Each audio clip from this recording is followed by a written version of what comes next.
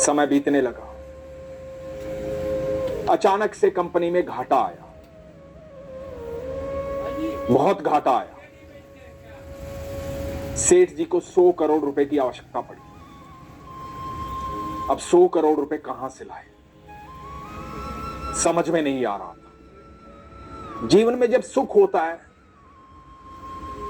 तो ईश्वर कम याद आते हैं, ईश्वर से कम बातें होती हैं, भगवान के मंदिर भी आना जाना कम हो जाता है। लेकिन जब दुख आता है और आप चारों तरफ से पराजित हो जाते हैं तो सिर्फ ईश्वर याद आते हैं। तब ईश्वर से बात करने का मन करता है, अपने दिल की बात कहने का मन करता है। तो सेठ जी को भी यह आभास हुआ कि वर्षों से मंदिर नहीं गया हूं, भगवान से बात नहीं हुई। कल सुबह सुबह जाता हूं, मंदिर के पट खुलेंगे, सबसे पहले मंदिर मैं ही पहुंचूंगा, सबसे पहले अपनी बात रख दूंगा। तो सुबह सुबह उठते हैं, मंदिर जाते हैं, मंदिर के पट खुलते हैं। मंदिर में इनसे पहले एक भिक्षु पहुंचा होता है। सेठ जी सोचते हैं कि सबसे पहले तो मुझे आना था, ये भिक्षु कहां से आ गया। अब ये भिक्षु पहले बैठा है, पहले ये भगवान से बात करेगा, उसके बाद मैं भगवान से बात करूंगा। हो सकता है कि भगवान का मूड खराब हो जाए,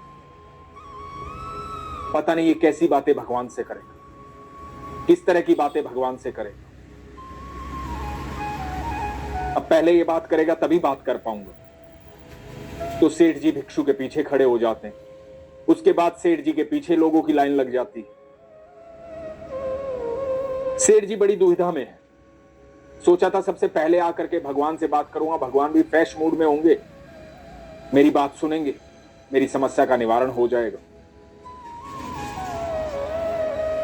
तो भिक्षु गया, भिक्षु बात करने लगा। अब भिक्षु भगवान से क्या कह रहा है? भिक्षु भगवान से कह रहा है कि हे प्रभु, मुझे 100 रुपए की आवश्यकता है, आज कुछ ऐसा साधन कर दे कि 100 रुपए इकट्ठा हो जाए, 100 रुपए की भिक्षा मिल जाए।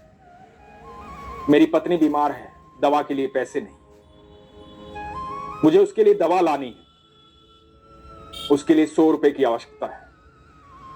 प्रभु मेरी मजबूरी समझ,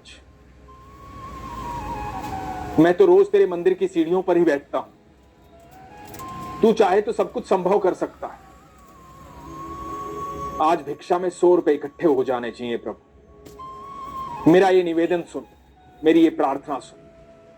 सेठ जी ये सारी बातें सुन रहे थे और भिक्षु जो है भगवान के सामने रो रहा था, गिड़गिड़ा रहा था, प्रार्थना कर रहा था। सेठ जी को लग रहा था कि कितनी देर हो गई, कितनी बातें करेगा, वही बात बार बार कह रहा है, 100 रुपए चाहिए, 100 रुपए चाहिए, 100 रुपए चाहिए।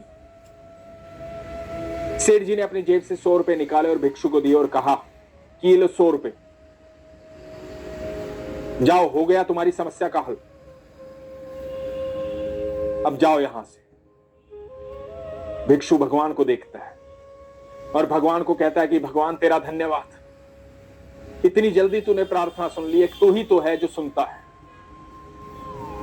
एक तू ही तो है जिससे अपने मन की बात कह पाता हूं और तू हमेशा सुनता है। आज भी तूने सुन, आज आवश्यकता अत्याधिक थी, जरूरत बड़ी थी और तूने तुरंत मेरी जरूरत पूरी कर दी, तेरा धन्यवाद प्रभु। ये कहकर के भिक्षु वहां से चला जाता है।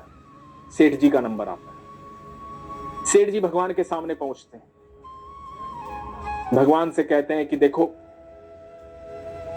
इस भिक्षु ने आकर के बहुत आपका मूड खराब किया हो, इसीलिए मैंने भिक्षु को यहां से भेज दिया। अब मेरी समस्या सुनो। मेरी समस्या यह है कि व्यापार में बहुत घाटा हो गया है, 100 करोड़ रुपए की आवश्यकता है। आप समस्या का निवारण करो। अभी आप जानो प्रभु कि निवारण कैसे करना है, लेकिन अत्यधिक आवश्यकता है 100 करोड़ रुपए की। तो भगवान ने व्यापारी को जवाब दिया, सेठ को जवाब दिया कि हां, तुम्हारी समस्या का भी निवारण होगा, लेकिन उसके लिए तुमसे बड़े सेठ की आवश्यकता है।